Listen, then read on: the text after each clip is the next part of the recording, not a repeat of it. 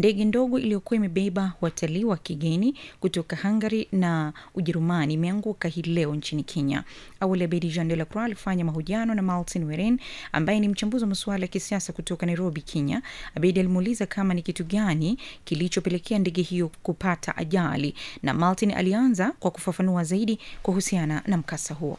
Hii leo ni kweli kumetokea na ajali mbaya iliyohusisha ndege aina ya Cessna Caravan ambayo ni ya usafiri mara nyingi ya safari ya hapa na pale, ambayo iliweza kuhusishwa na hali ya anga. Hii leo hali ya anga imekuwa mbaya sana katika haswa mji wa Pwani.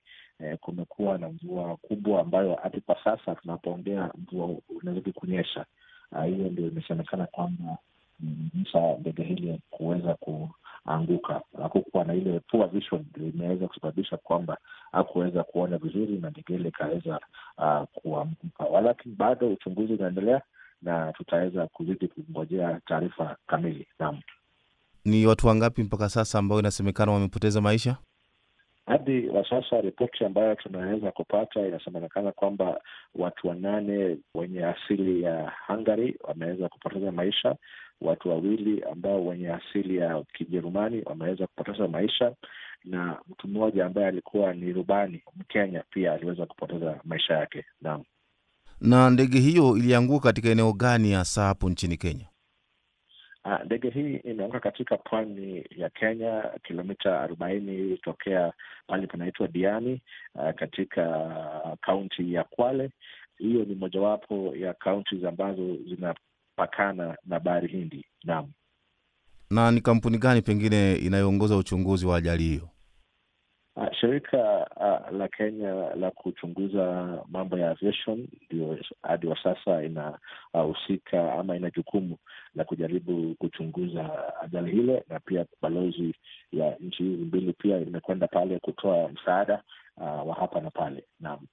Na pengine serikali ya Kenya imechukua hatua gani kuwasaidia familia za wahanga wa ajali hiyo?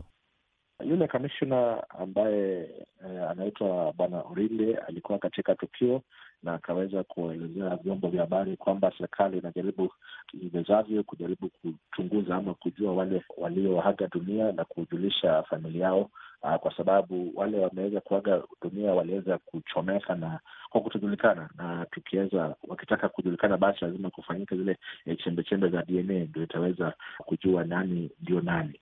Walakini ile orodha ya wale wasafiri ilikuwa iko kwa sasa. Familia mbalimbali wameweza kujulishwa wapende wao. Naam. Na hakuna manusura? Kulingana na ile ndege vile ilikuwa ama yale mabaki, inaonekana hakuna yote angeweza kunusurika kifo, kwa sababu ndege ile ilipoanguka katika ule msitu uliweza kuchomeka na wale watu wote wakaweza kuungua kwa kutojulikana. Naam.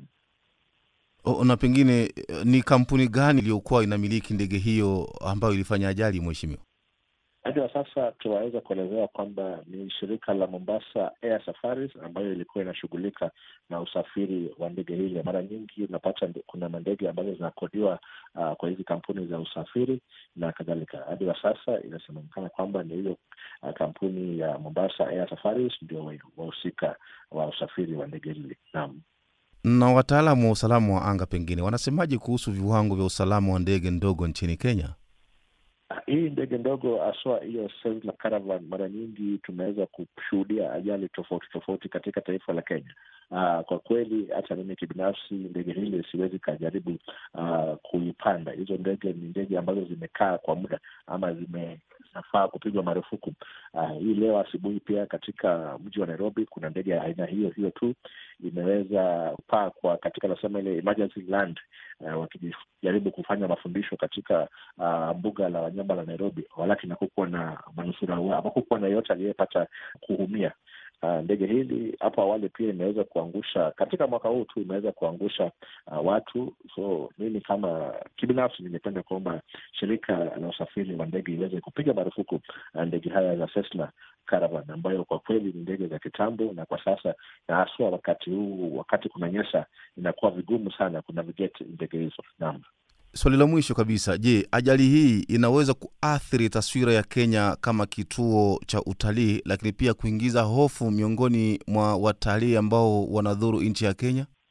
Tunazidi kuomba watalii wasiweze kuogopa mambo haya. Watalii wazidi kukuja na kuzuru mbuga tofauti katika nchi ya Kenya. Walakini wahusika ama hizi kampuni ambazo ni za kujaribu kuzungusha wao watalii, basi watumie zile ndege za kisasa. Wakiweza kutumia ndege za kisasa itakuwa vyema. Na pia wale marubani wa ndege hizi wakiati anaona kwamba hawezi kaona pale anaelekea ama hali ya anga ni mbaya, basi asilazimishe kwenda katika maeneo hayo. Aweze kungoja hadi mvua ipungue na mambo itakuwa shwari. Naam. Martin Nguren, shukran kwa uchambuzi makini kabisa. Asante sana na poleni Kenya. Shukran.